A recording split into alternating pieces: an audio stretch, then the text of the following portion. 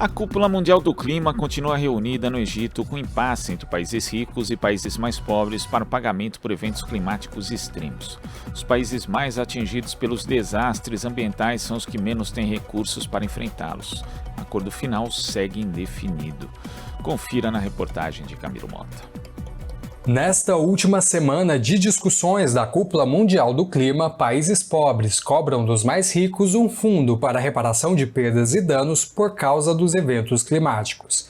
A África e a Ásia são as regiões mais afetadas. Os Estados Unidos, segundo o maior responsável pelas emissões de gases poluentes, deixou claro que não vai aceitar o mecanismo de compensação, mas que isso não significa que não vai haver doações. Na passagem de apenas algumas horas na COP, o presidente Joe Biden anunciou mais de 150 milhões de dólares para a África. O clima é de lentidão e morosidade. É o que afirma Luísa Lima, porta-voz da organização ambiental Greenpeace, que acredita que a conferência ainda pode se estender. Essas negociações até o momento têm, de uma forma geral, decepcionado bastante quem está acompanhando, os países negociadores.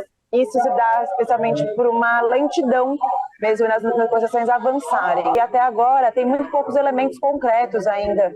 Hoje mesmo as sessões que aconteceram foram muito mais parecendo pronunciamentos de ministros, de chefes de Estado, do que de fato negociações de textos. No ano passado, os países se comprometeram a manter o aquecimento do planeta em até 1,5 graus, mas o acordo era vago. 77 deles se comprometeram a eliminar o uso do carvão, mas os maiores poluentes, como China, Estados Unidos e Índia, negaram. A meta de arrecadação de 100 bilhões de dólares dos países mais ricos para um Fundo Climático Global de 2015 também não foi atingida. A esperança está na reaproximação dos Estados Unidos e China, que aconteceu na reunião do G20 na Indonésia. As maiores economias do mundo sinalizaram esforço maior em injeção de recursos em favor do clima. Enquanto isso, manifestantes continuam exigindo justiça global e ações efetivas. Lobistas de empresas de combustíveis fósseis se encontram em peso na conferência e foram alvo de críticas. A maior atenção dos últimos dias foi a chegada do presidente eleito Luiz Inácio Lula da Silva, que ressaltou em discurso a retomada do Brasil na agenda global. Lula se comprometeu a cobrar ações de defesa e preservação ambiental no país e criticou o atual modelo das Nações Unidas. Lula disse que o mundo de hoje não é o mesmo de 1945.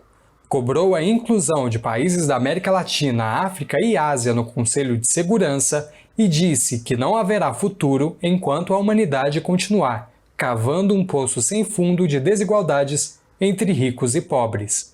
Luísa ainda pontua a retomada do país nas negociações ambientais. Nos últimos anos, o Brasil, lamentavelmente, se colocou muitas vezes como um país que atrapalhou as negociações, Isso a gente já foi no passado um país, pelo contrário, um país que era uma das lideranças. E com o governo Bolsonaro, a gente acabou até não só perdendo esse espaço, como chegamos a ser vistos como certos vilões, O próprio posicionamento que o Lula trouxe aqui nesses espaços, até o momento, já recoloca um pouco o país de volta a esse jogo climático, de volta